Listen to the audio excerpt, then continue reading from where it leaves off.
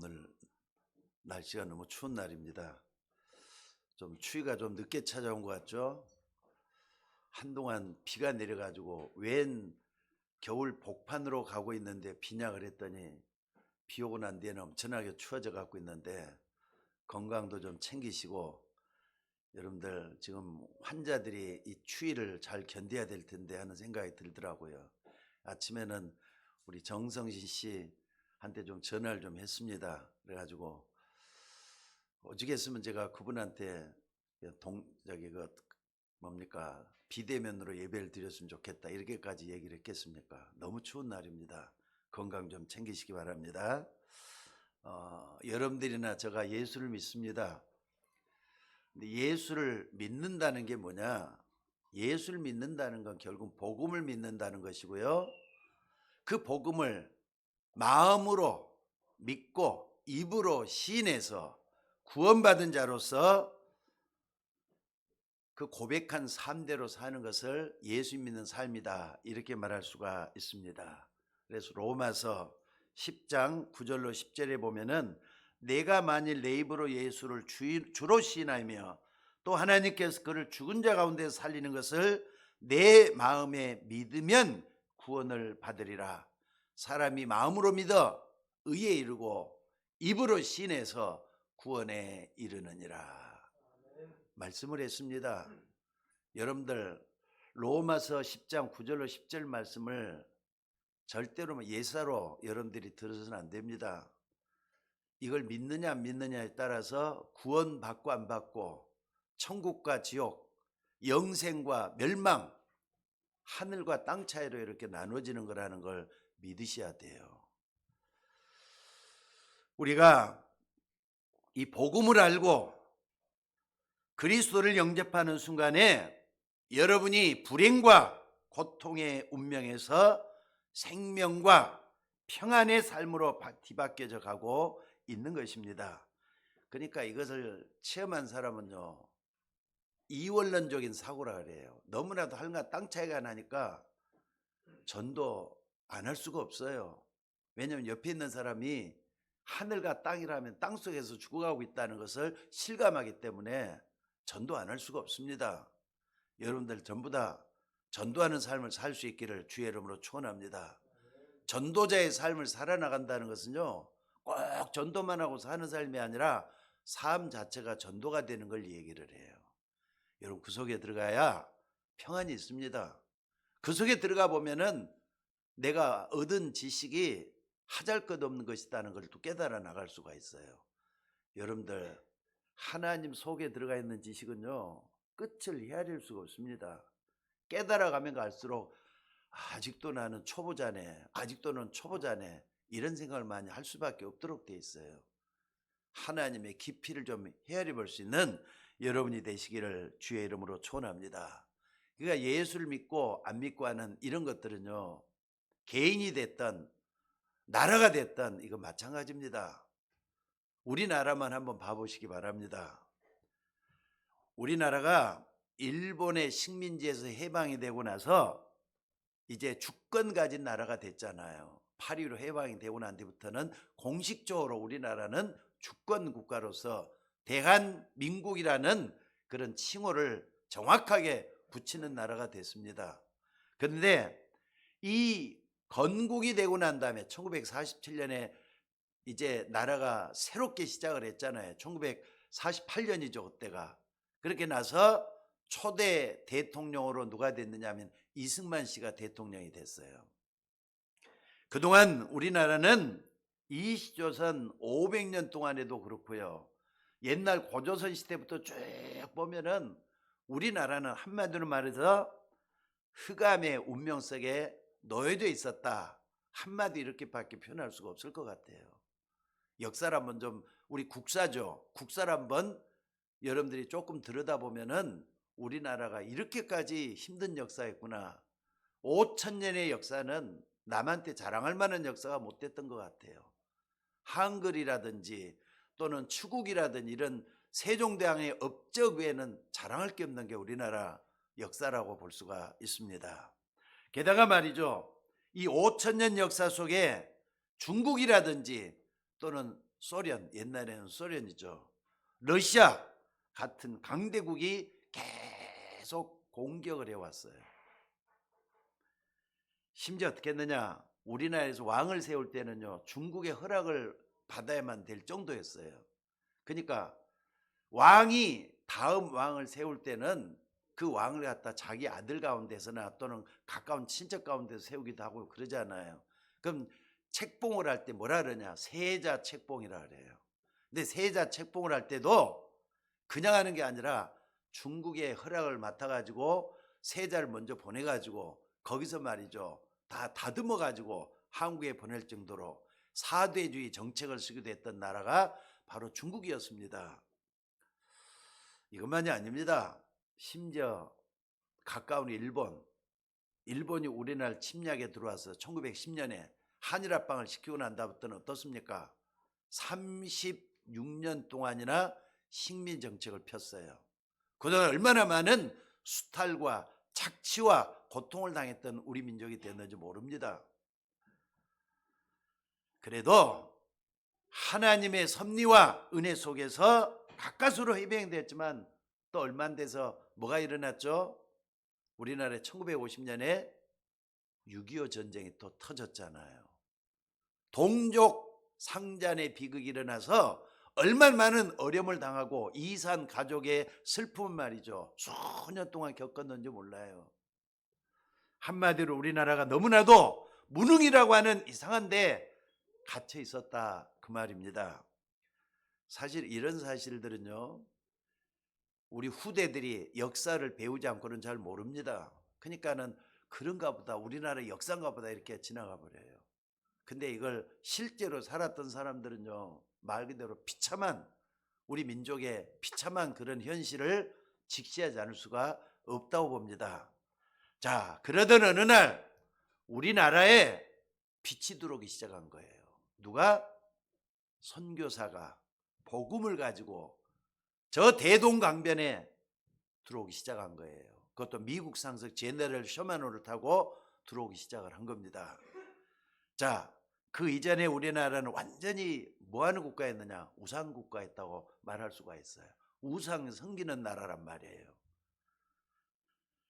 자, 이 복음이 들어오면서 우리나라에 서구식 학교가 들어서기 시작하고요 현대식 병원이 또 새롭게 시작하게 되고 그랬어요.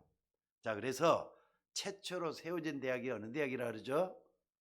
최초로 세워진 대학, 우리나라에 최초로 세워진 대학이, 우리나라에서 가장 오래된 대학이 어느 나라 그래요? 연희전문학교라 그래요. 연희전문학교. 그리고 이 연희전문학교는 오늘날 명문이 돼 갖고 있는 연세대학교를 옛날 처음 시작할 때 연희전문학교라 이렇게 칭했습니다. 그러니까 그리고 또 우리나라에 최초로 세워진 대학이 어디냐? 그 연세대학 안에 가보면은요 제중원이라는 데가 있어요. 제중원 지금도 한옥 기와집으로 딱 해놓은 게 있더라고요. 수년 전에 나도 연세대학 들어가서 봤을 때 제중원이라는 그 기념 사옥이 있더라고요. 기념 건물이 있어요. 그러니까 한 뭡니까 기와로 해가지고 된 것이 있어요. 그 제중원입니다. 거기서 병원이 시작이 된 거예요. 근데 이제 조금 지나가지고 일제시대 때는 제중원을 뭐라고 바꿨느냐, 세브란스 병원으로 바꿨어요. 그러니까 세브란스 병원 할 때 세자하고 연희전문대학 연자고 해서 연세대학교다 이래가지고 연세대학이 우리나라에 제일로 역사가 깊은 학교가 돼 있다 이 말입니다. 게다가 어떻게 했느냐, 그때 당시에 황제가 누구였냐면은 고종 황제라 그랬잖아요. 고종 황제가 이 제중원에서 황제 있는 거기까지 말이죠 선으로 연결을 해가지고 뭘 놨느냐, 연락망이 있어야 될 거 아닙니까? 그럼 띠리릭 하면서 이렇게 신호가 만들어 놓은 게 뭐였느냐, 전화였어요. 우리나라 처음으로 들어온 전화가 그겁니다. 그러니까 띠리릭 하면은 이 세브란스 병원에서 누가 달려갑니까? 의사가 고종 황제한테 달려가고 그렇게 했다고 그래요. 그러니까 여러분 그 옛날 이런 시대가 우리나라에 있었습니다. 지금은 뭐 아마 그때 보면은요, 핸드폰에서 뭐 모든 걸 다 처리를 하고 있는 거 보면 깜짝 놀랄 거예요. 아마 그런 기적이 일어났다고 할 거예요. 옛날 띠리를 한번 하는데 의사가 달려가고 그럴 정도였으니, 그때는 뭐가 뭐 직접 통화도 이렇게 뭐 하는 것도 아니었답니다. 띠리를 가면 하면, 아, 황제에게 지금 문제가 생겼나 보다, 어디가 아픈 거다, 그래가 의사가 막 뛰어가고 그런 식으로 했다 이 말입니다. 자, 감사한 것은요, 우리나라 새로운 정치를 이끌었던 이승만 대통령이라든지 또는 서재필 박사라든지 또는 도산 안창호 같은 분들이 뭐였느냐, 전부 다 기독교인이었다는 사실이에요. 또 뿐만 아니라 이들 때문에 우리나라에 기미 독립운동도 일어났잖아요. 그때 민족대표 33명, 그중에서 16명이 우리 기독교인들이라고 하죠. 근데 좀 찾아보니까 말이죠, 16명 가운데 13명이 목사님이나 전도사님이었다 그래요. 전도사에만 4분 정도 되고 12분이 목사님이셨어요. 그러니까 민족대표 가운데 목사님들이 제일 많은 거예요. 그 다음에 많은 데가 또 이제 천도교더라고요. 손병희 씨로부터 시작해갖고 그렇게 됐었습니다. 자, 어찌됐든 이렇게 우리나라에 개화운동이 일어난 거예요. 자, 여러분들, 한마디로 우상과 무지의 땅인 우리나라에 뭐가 전해지면서, 선교사를 통해서 복음이 전해지면서 현대 문명의 빛이 비춰오기 시작을 했다 이 말이에요. 여러분들, 이제 1월 달에 제가 또 이제 좀 필리핀을 가려고 좀 비행기를 끊어놨는데요. 필리핀도 가보면 선교사들이 말없이 고생을 해요. 진짜 보면은 있는 돈은 털어가면서 이렇게 선교를 하는데 끝이 없어요. 끝이 없어. 밑빠진 독에 물 묻는 식으로 돈이 들어가더라고요. 그런데도 감수해 가면서 거기서 한 명이라도 하나님께로 인도하기 위해서 몸부림치고 있는 사람들이 있어요. 그러니까 거기 가면은요, 평상시에 뭐 여행 갈 때는 삼각주 넣을 돈이 많이 들어가요. 그래가지고 뭐 하느냐, 그 사람들한테 정말로 한 사람으로 구원하려고 하는 그 선교사람 돕고 오는 거예요. 또 뿐만 아니라 이 사람들에게 매일 이렇게 성경음을 우리가 매달마다 이렇게 보내주는 게 거기다 쓰인다는 거 지난번에도 보고를 잘 드렸습니다. 어찌됐든 여러분들, 처음에는 아주 미미하게 어렵게 시작했던 복음운동이었어요. 근데 지금은 어떻습니까? 우리 교회뿐만 아니라 많은 교회들이 세계복음화의 전선에서 하나님의 복음을 위해서 고진 전투를 하고 있다는 거 잊지 마시기 바랍니다. 자, 그리고 우상에 찌들어 있던 가문에 복음이 들어가면서 가문이 개화되기 시작을 해요. 가문이 바뀌어지기 시작을 해요. 저는 처음에 그냥 멋모르고 친구 따라서 교회를 갔다고 말씀을 드렸잖아요. 근데 우리 집안도 좀 가만히 설교 준비를 하면서 좀 들여다봤어요. 우리 집안이 이렇게 나쁜 집안은 아니었더라고요. 양반 집안이란 말을 어렸을 때부터 듣고 자랐거든요. 아버지는 물론 선비의 자녀이기 때문에 어렸을 때부터 이렇게 좀 했는데, 이제 갑자기 이제 바뀌면서부터 아버지가 이제 사업에 실패하고 그러면서 굉장히 어려졌던 집안이 우리 집안이었더라고요. 자, 근데 여러분들, 우리 집안은 어렸을 때 유교 또 우상숭배 이런 거에 찌들어 있던 집안이 우리 집안이었던 것 같아요. 그러니까 뭘 믿고 사는 것이 맞는지도 모르고 그저 먹고 사는 것이 전부인 것처럼 알고 지냈던 집안이 우리 집안이에요. 그러니까 전부 다 보면 옛날에는 어머니나 아버지나 오직 먹고 살기 위해서 일해야 된다, 그래 돈 벌어야 된다, 여기에만 혈안이 있었던 집안이 우리 집안이었다, 이런 생각을 해요. 근데 그게 잘 안 되니까 어머니가 말이죠, 돌에 따도 절을 하고 나무에 따도 절하고, 돌이면 불상이겠죠. 나무면 불상이 또 나무로 되는 불상에다 절하는 걸 많이 보고 자라났어요. 자, 저는 우리 집안이 이런 가운데에서 자라난 데다가 말이죠, 저 출신이 또 어떻게 하느냐, 워낙 또 머리가 이렇게 좀 없잖아요. 우리 여기 오세진 쌤 머리가 진짜 기가 막히게 돌아가는데 나는 미련해가지고 처음에 하면은 뭘 하나 깨다 한참 걸려요.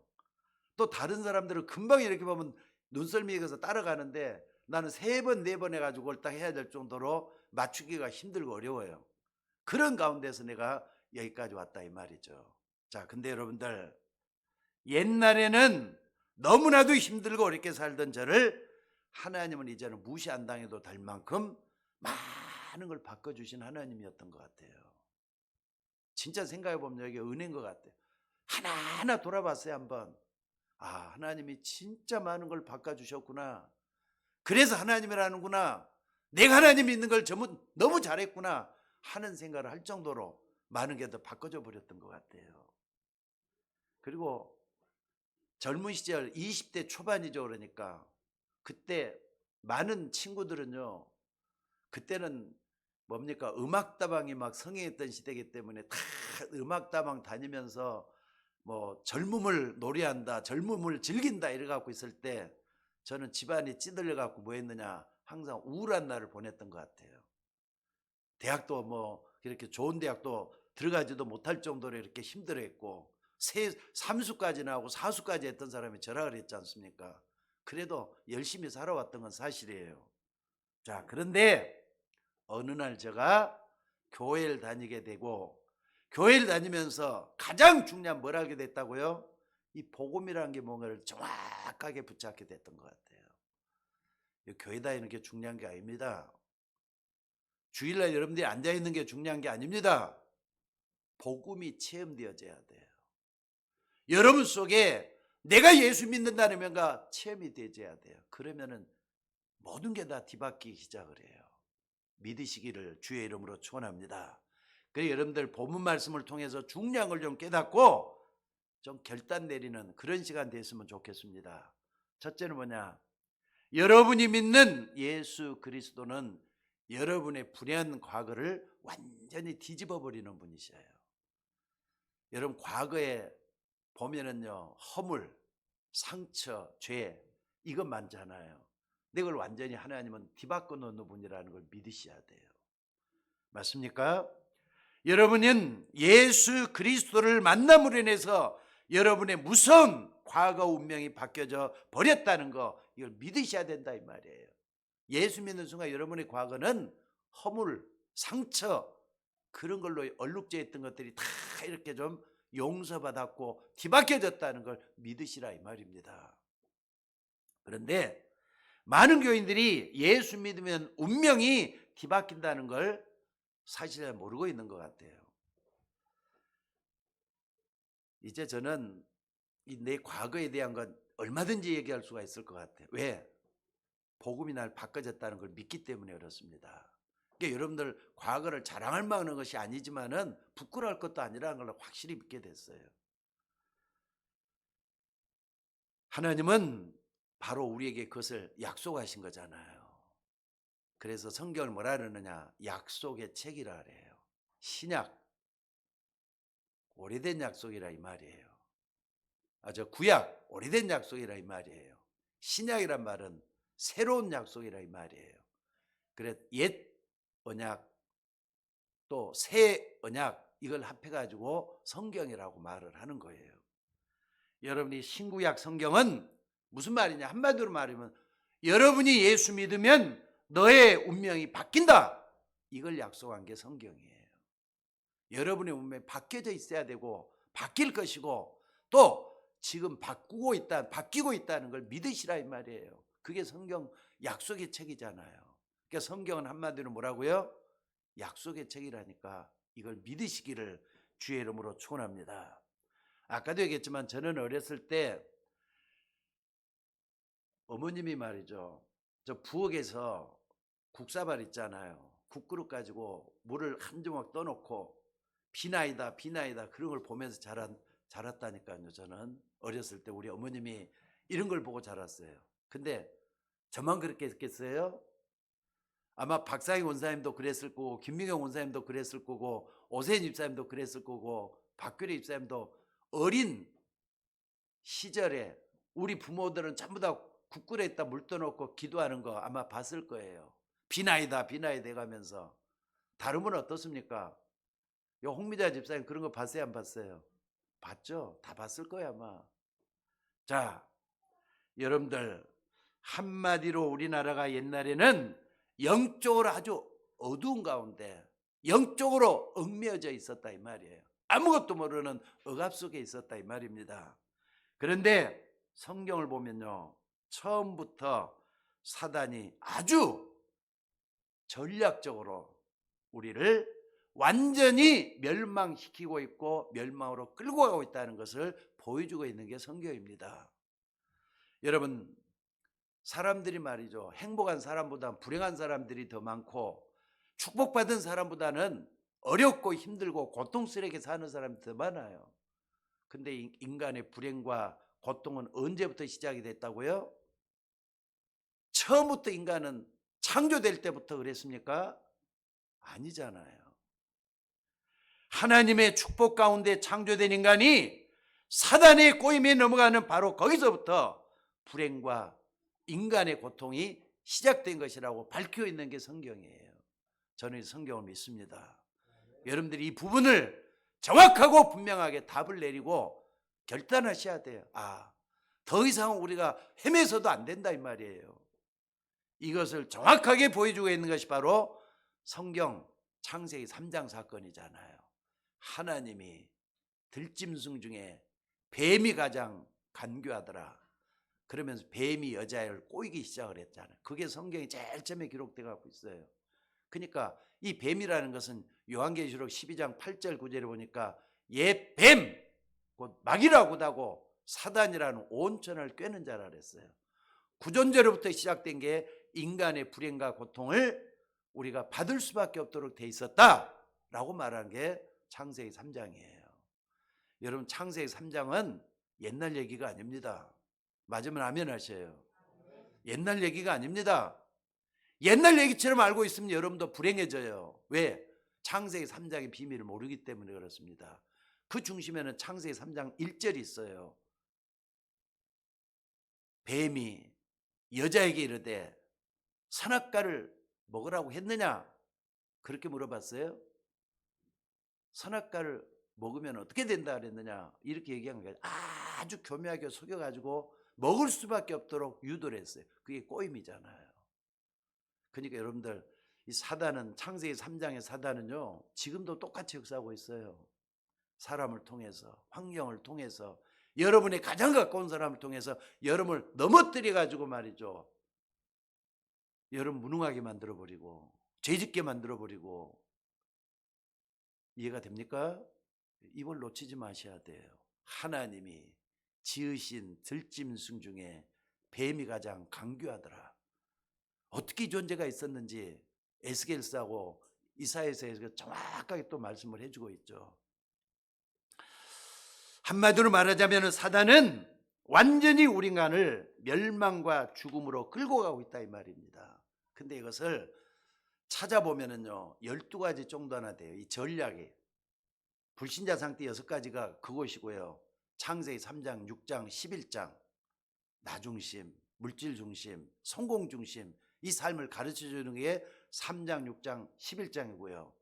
그 다음에 무속, 점술, 그리고 종교, 이 속에 들어있는 12가지 전략. 여러분, 12가지 전략을 갖다가 찾아내서 그렇지 성경에 있는 그대로입니다. 이런 부분에 대해서 여러분 몰라서는 안 돼요.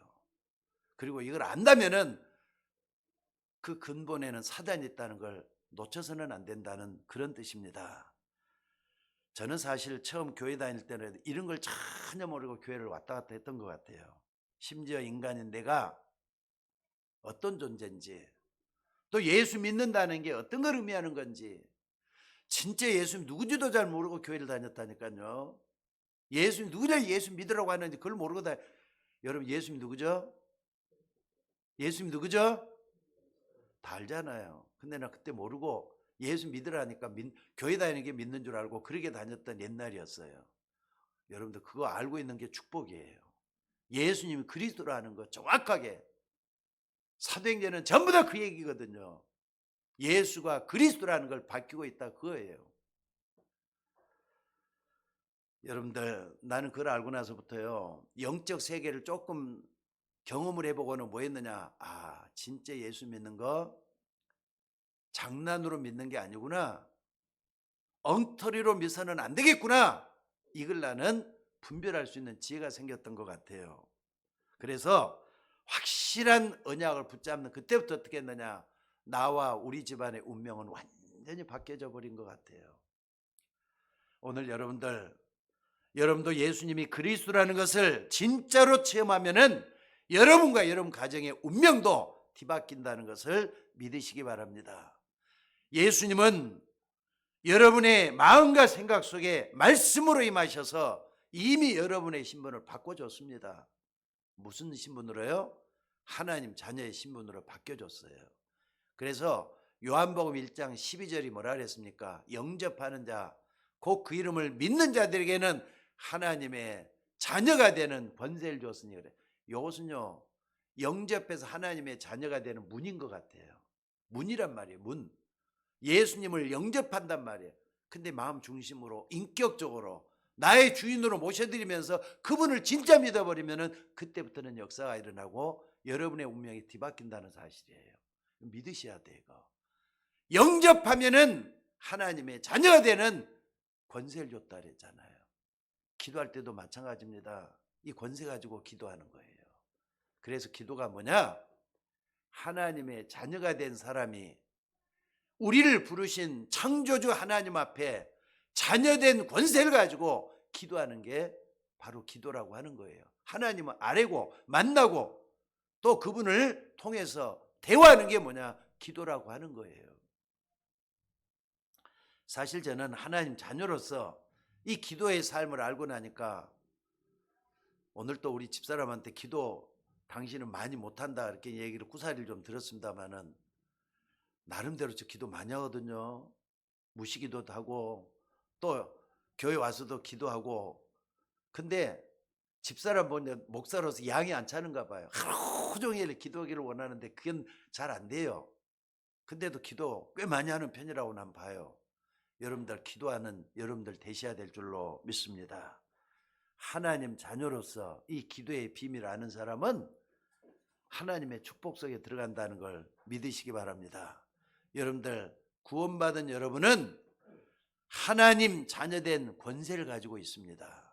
믿습니까? 그래서 여러분이 기도할 때는 하나님의 자녀가 되는 이 권세를 사용하라 이 말이에요.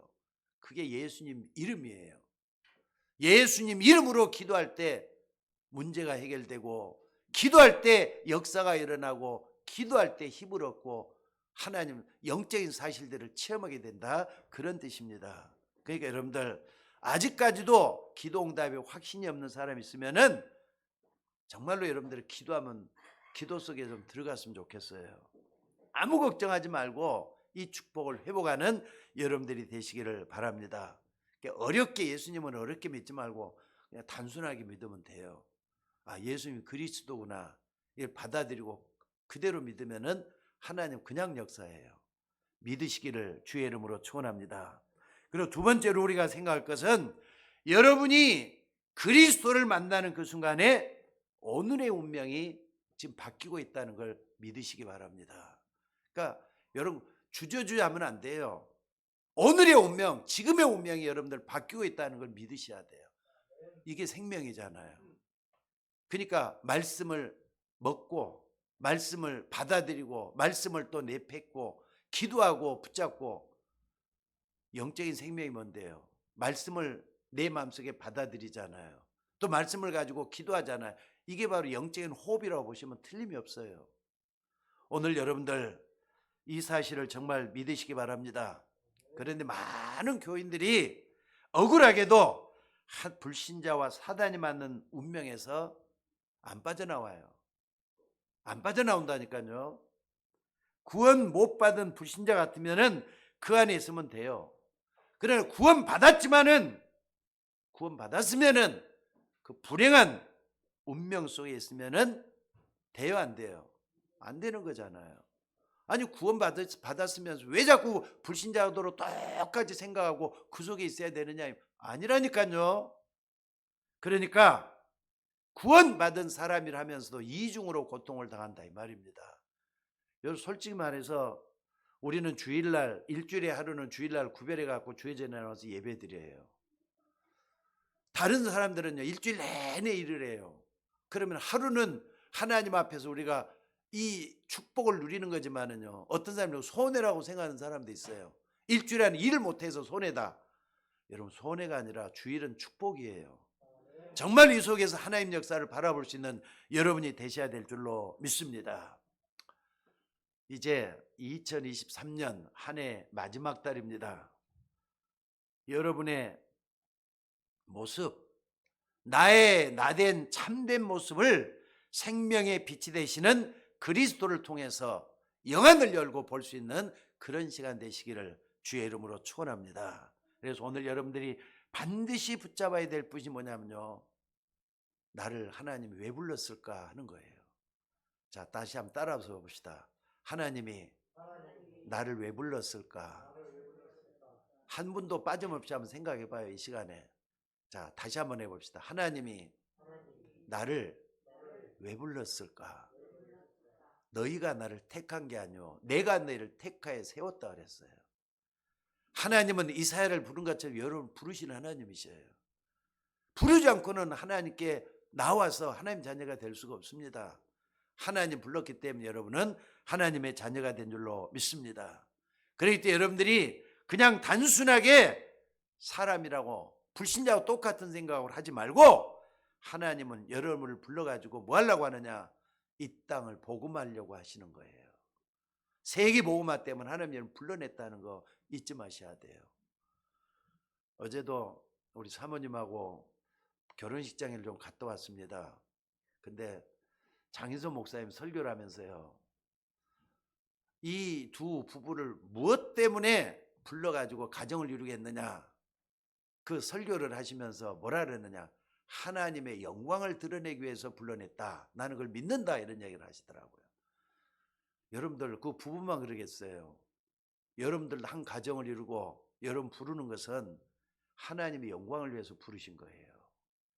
그래서 사람의 제일된 목적은 하나님을 영원롭게 하고 그로 더불어 영원토록 즐거워하는 것이다, 이렇게 말씀을 했습니다. 오늘 여러분들이 그 속에 있기를 주의 이름으로 축원합니다. 그러니까 이거를 눈을 열고 좀 보시라 이 말이에요. 아, 나는 피조물, 하나님은 창조주 하나님, 그래서 날 불러냈구나, 이것 때문에 불러냈구나, 세계복음화 때문에 불러내신 거예요. 이 방향을 정해놓고 가는 사람을 향해서 하나님께 영광 돌린다, 이렇게 말할 수가 있다 이 말입니다.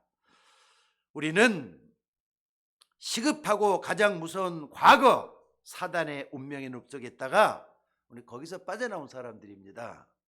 그렇다면 오늘의 흑암 운명에서 빠져나와야 된다 이 말이에요. 뭐가 여러분들을 헤매고 있습니까? 뭐가 여러분을 얽매이고 있습니까? 얽매이는 것들을 통해서 어떻게 빠져나올 것인가, 말씀을 통해서 힘을 얻으셔야 돼요. 그래서 오늘 예수님 뭐 했느냐, 이 비유를 준 거예요. 어떤 비유입니까? 많은 일꾼을 불러가지고 일을 시키는 포도원 주인이 여기 등장을 합니다. 일꾼이 필요하니까 이 주인은 이른 아침에 일꾼을 보냈다 그랬어요. 근데 유대 시간으로 보면 이른 아침은요, 쉽게 말해서 우리나라 시간으로 보면 6시경이에요. 아침 6시경이라면 거기는 시간이 말이죠, 지금도 그렇게 쓴다 그래요.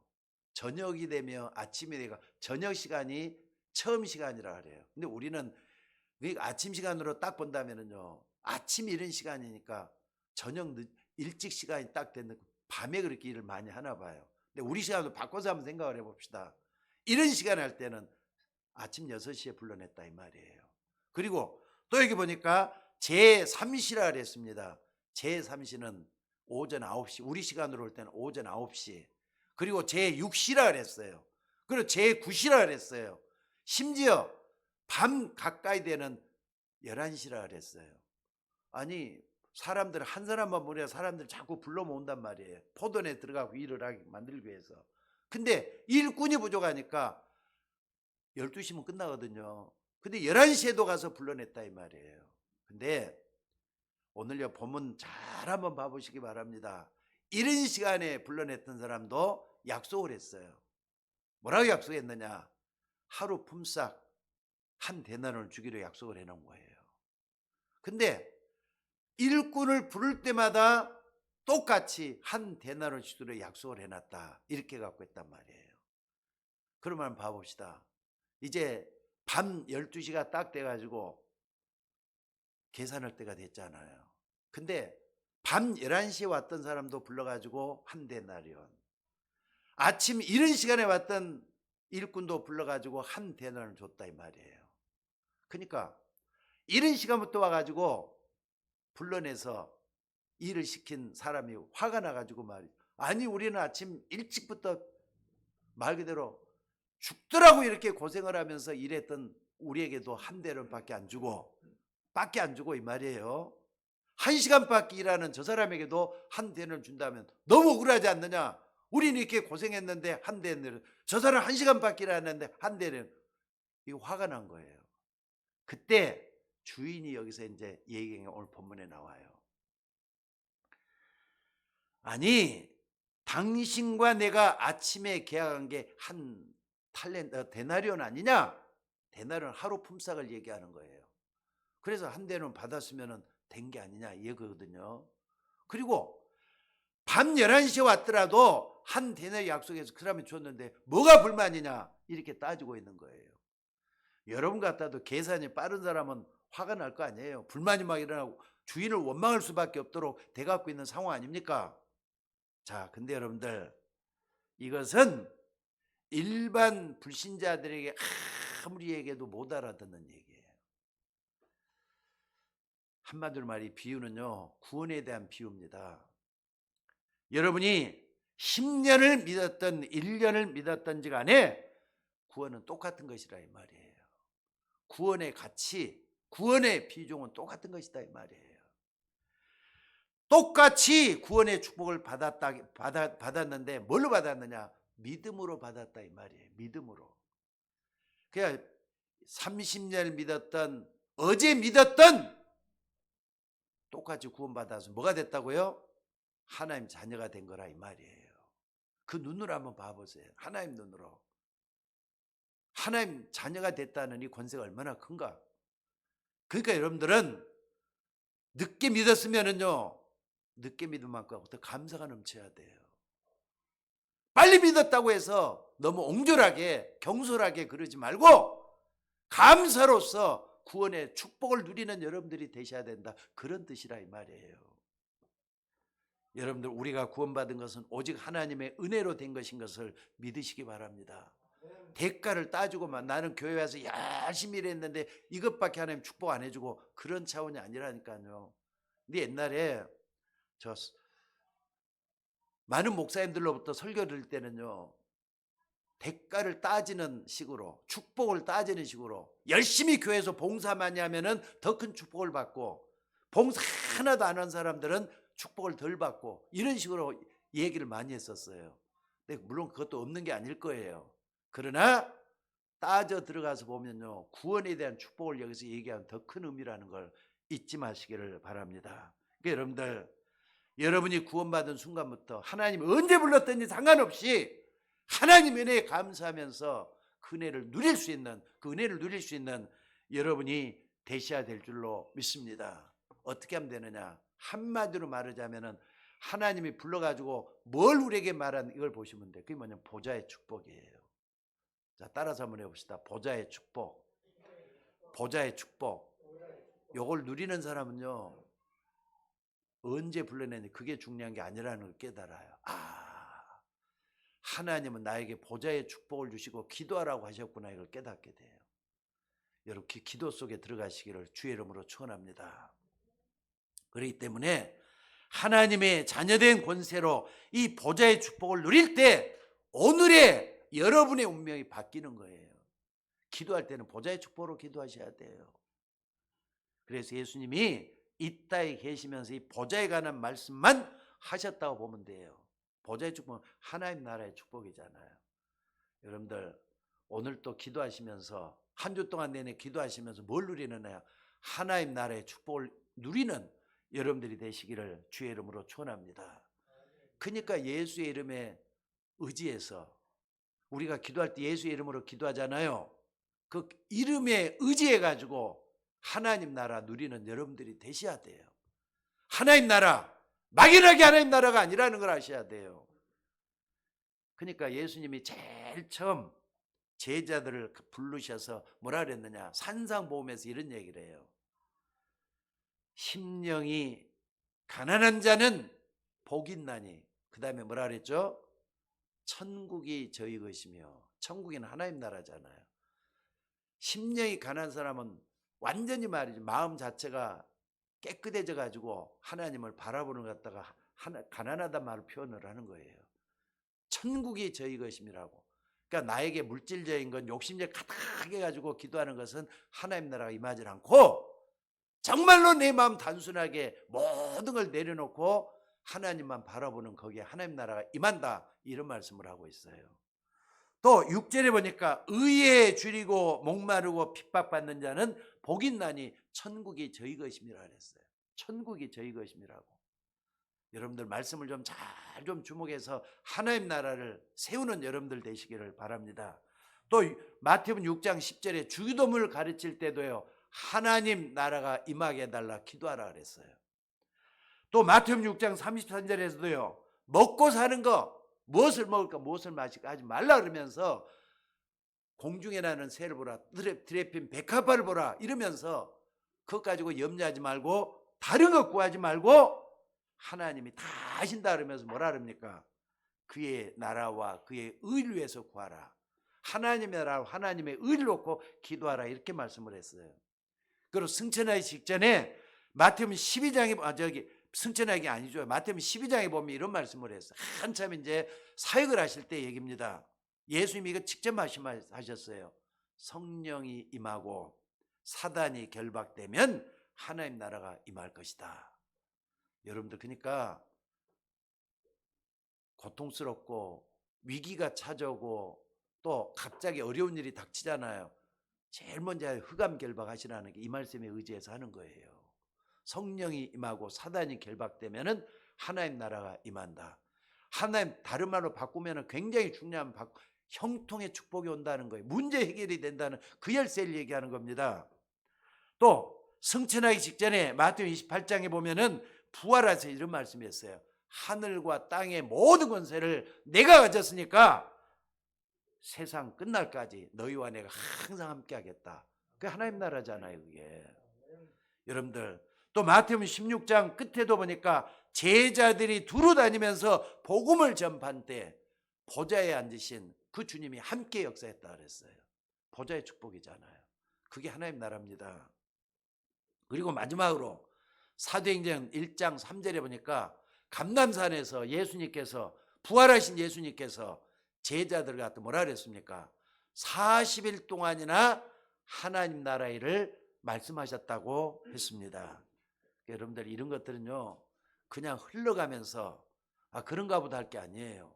이 하나님 나라를 여러분들 체험해야 돼요. 여러분들 하나님 나라를 체험하면 뭐 하느냐? 이게 하나님 나라 막연한 게 아니구나, 정말 구체적으로 내 속에 이루어져야 되는구나, 이걸 체험하게 돼요.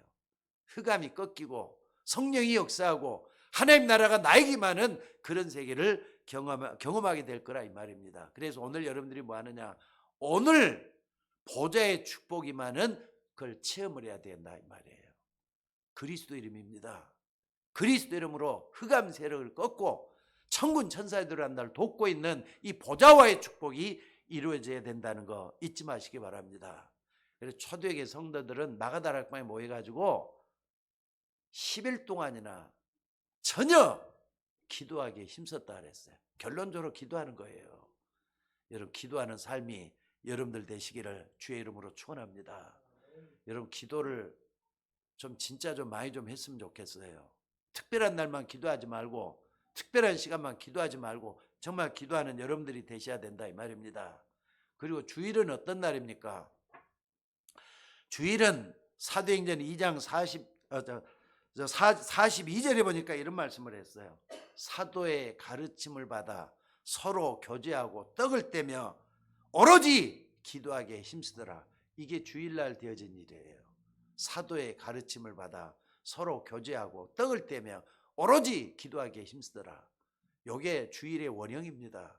이걸 찾아가는 여러분들이 되시기를 바랍니다. 그리고 2장 46절에도 보니까 날마다 성전에서, 날마다 집에서라는 말이 나와요. 성전에서 은혜 받고 또 집에 오는 뭐 하느냐? 말씀을 붙잡고 또 기도하는 삶이에요. 집에서 할 때는 여기 다락방 운동이 일어났다는 말씀을 여기서도 볼 수가 있어요. 여기서 전도 운동이 벌어졌다. 그 전도하면서도 기도하는 걸 얘기를 해요. 그러니까 여러분들 예배하고 기도하고 말씀 전하는 거기에 하나님 나라가 임한다 이 말이에요. 그래서 바울이 이런 걸 종합적으로 뭐라 그랬느냐? 예배소서 6장 18절에 보니까 무시로 성령 안에서 기도하고 그랬어요. 24시 기도가 여기서 나온 겁니다. 여러분들이 산업을 할 때나 직장 생활할 때나 집에 있을 때나 무시로 성령 안에서 기도하는 여러분이 되시기를 주의 이름으로 축원합니다. 여러분이 아무런 능력이 없어도 이렇게 보좌와의 축복을 누리는 오늘 여러분이 이 기도에 올인한다면은 여러분이 가는 모든 곳에 하나님 나라에 많은 축복이 오게 될 줄로 믿습니다. 오늘 여러분이 축복을 가지고 있다는 거 좀 잊지 마시고 붙잡는 여러분들 되시기를 바랍니다. 근데 속지 말아야 될 게 뭐냐? 환경에 자꾸 속아요. 또 사람에 자꾸 속아요. 환경이나 사람에 속는데 그 배후에는 사단이 역사하고 있다는 것도 잊지 마셔야 돼요. 근데 거기를 알고 A 하면서 그냥 눈에 보는 것 같고 얘기를 하는, 그러지 마셔요. 배후에는 사단이 역사하고 있다는 것도 같이 생각하셔야 돼요. 그래서 속지 말라고 하는 거예요. 오늘 정말 기도하는 여러분 때문에 여러분 가문이 바뀌고 여러분의 집이 바뀌는 역사가 일어나기를 주의 이름으로 축원합니다. 기도한 여러분 한 사람 때문에 교회가 바뀐다는 것도 잊지 마시기를 바랍니다. 여러분 안 그렇습니까? 아무리 집안이 캄캄해도 등불 하나만 비추고 있으면요, 그 집안이 다 비친다고요. 안 그렇습니까? 아무리 캄캄해도 조그마한 전등 하나만 갖다 놔도 그 집안을 다 볼 수가 있어요. 한 등 하나잖아요. 등 하나. 그러니까 여러분 한 사람이 그렇게 중요해요. 여러분 한 사람이 그리스도의 빛을 비추고 있으면은 그 주변을 밝힐 수가 있다는 걸 믿으시기 바랍니다. 예수님은 지금 그걸 계속해서 제자들과 성도들에게 이런 부분을 가르치고 있는 겁니다. 자, 그리고 세 번째로 말이죠. 여러분의 미래 운명을 뒤바뀔 것을 말씀하신 예수님이셔요. 오늘 16절에 보니까 뭐라 그랬느냐? 자, 먼저 된 자로서 나중되고 나중될 자로서 먼저 될 자가 있느니라. 예수님이 직접 말씀을 했습니다. 이것을 많은 목사님들이 어떻게 설명을 했느냐면요, 오래 믿는 사람들이 오히려 늦되고 나중 믿는 사람이 더 먼저 된 사람이 있다, 이런 식으로 참 많이 얘기를 했어요. 근데 여러분 물론 그것도 절대로 틀린 말씀은 아닐 겁니다. 근데 뭐냐면요, 늦게 믿었지만은 잘 믿는 사람이 있잖아요. 안 그렇습니까? 제대로 믿는 사람이 있잖아요. 근데 오래 믿었는데 잘 못 믿는 사람도 있다 이 말이에요. 그걸 좀 보셔야 돼요. 오래 믿었는데도 이상하게 믿어가지고 형식적이고 외식적이고 말씀 가까이도 안 하고 그런 사람들은 진짜 복음 있는지 모르고 형식으로 돼가잖아요. 사실 목사님들이 이거 가지고 참 비유를 많이 하더라고요. 근데 주석을 좀 찾아봤어요. 근데 마케니라는 주석이, 마케니란 미국의 신학자인데 마케니가 이렇게 얘기를 해놨어요. 뭐라 그랬느냐? 너희들이 지금 작은 자처럼 먼저 믿는 자로 많은 고생을 했지만은 먼저 믿는 당신 때문에 나중에 믿게 된 후대들은 더 큰 세계 복음을 할 것이다. 그러니까 여러분 때문에 다른 사람 믿게 될 걸 얘기하는 거예요. 근데 그 사람 때문에 어마어마하게 달라질 거라는 걸 얘기해요. 그 여러분 한번 봐보세요. 아나니아 한 사람이잖아요. 근데 아나니아가 누굴 믿게 했느냐? 사도 바울을 예수 믿도록 인도해 가지고 믿게 했어요. 그러면 아나니아는 별것 아니잖아요. 그 지역에 말씀 전하는 전도자에 불과했잖아요. 근데 아나니아를 통해서 사도 바울 같은 사람이 일어났다는 거 생각해 봐요. 사도 바울은요, 그 시대를 완전히 뒤바꿔버린 인물이었잖아요. 그러니까 이게 세계복음하는데 아주 중요한 역할을 다 했어요. 그러니까 여러분들이 간단하게 복음을 전했던 것이 그 사람이 또 바뀌어져 가지고 어마어마한 큰일하는 그런 사람은 바뀔 수 있다. 오늘 그 얘기를 하는, 먼저 된 자가 나중되고 나중된 자가 먼저 될 자가 있느냐라, 그런 뜻이라 이 말입니다. 자, 오늘 여러분들 우리 서울 예인교회 성도들이 나중된 자로서 먼저 된 자가 되는 여러분들의 축복을 누릴 수 있기를 주의 이름으로 축원합니다. 중요한 것은요, 앞으로 시대예요. 여러분, 우리가 살고 있는 앞으로 시대는 어떻게 될 것 같습니까? 우리나라뿐만 아니라 전 세계가 마찬가지예요. 재앙이 몰려오고 있다는 생각을 안 합니까? 불행이 계속되고 있다는 생각을 안 합니까? 이건 예수님 재림할 때 계속될 거예요.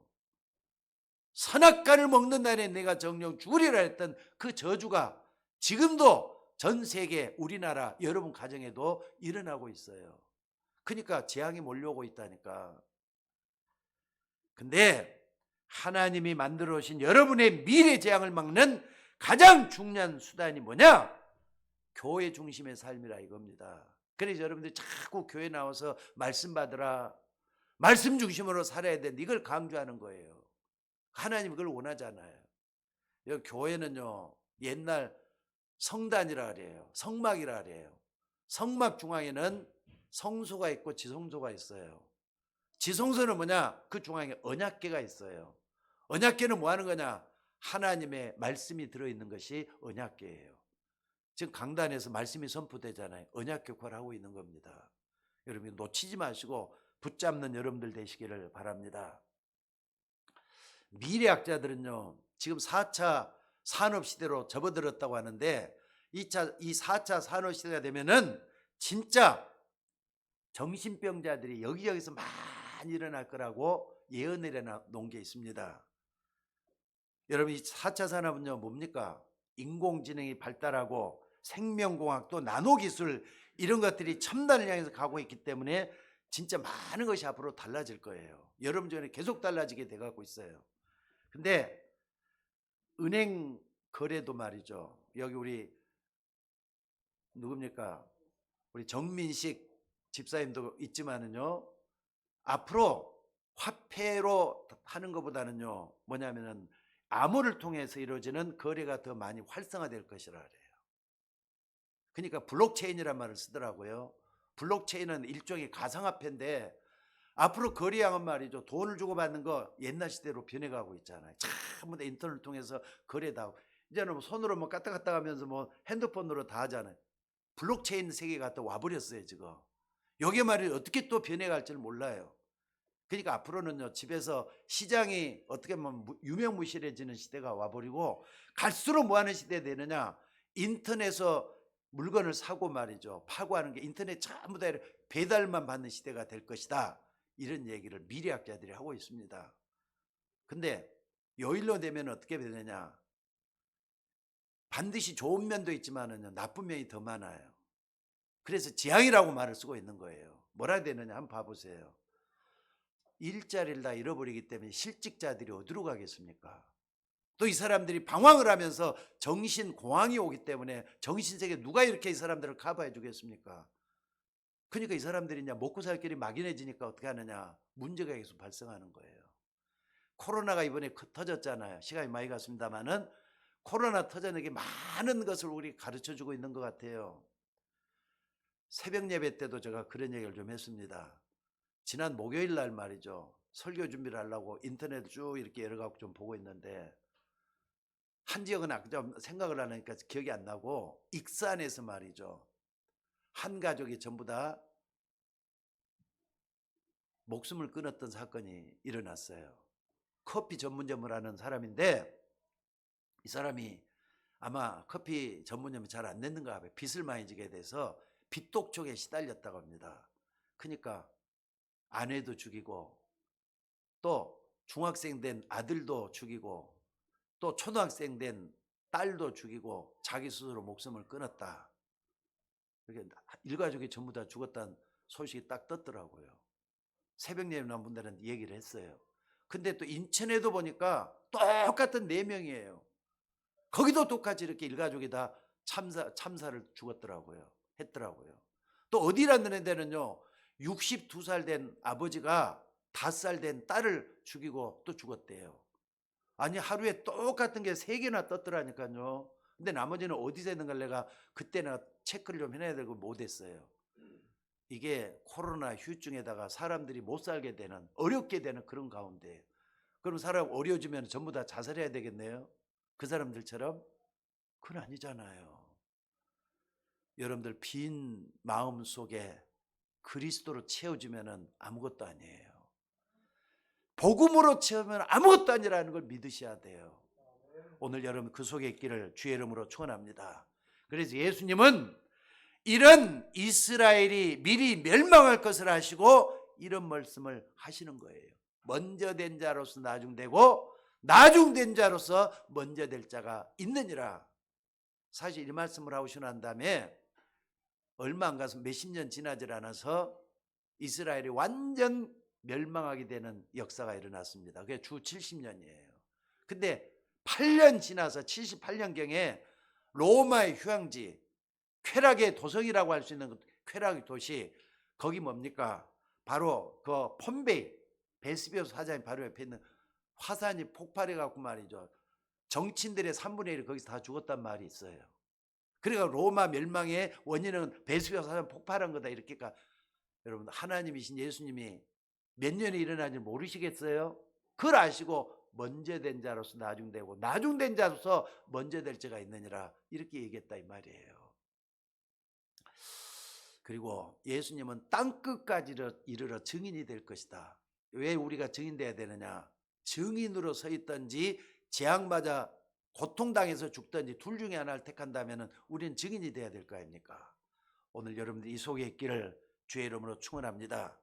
여러분들이 사단이 장난치는 그 운명 속에 있지 말고 오늘의 운명을 바꾸는 여러분이 되셔야 돼요.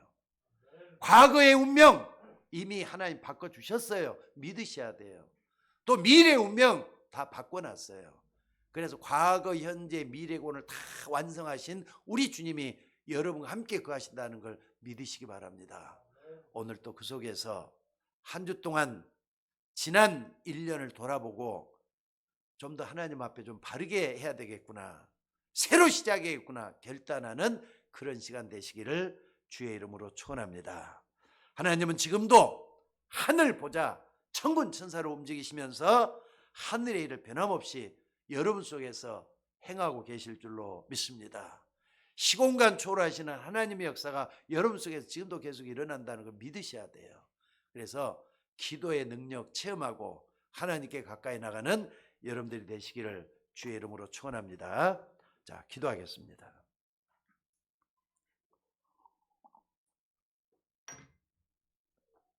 은혜로우신 아버지 하나님, 과거, 현재, 미래를 그리스도 믿는 그 믿음으로 하나님 자녀의 축복으로 우리를 바꿔주시고 구원해 주신 하나님 은혜를 감사합니다. 오늘 또 주님의 은혜 속에 들어가서 우리의 모든 것으로부터 구원의 축복을 바꾸고 하나님 은혜 속에 들어가도록 인도하여 주옵소서. 우리를 구원하신 예수님의 이름으로 기도드리옵나이다. 아멘.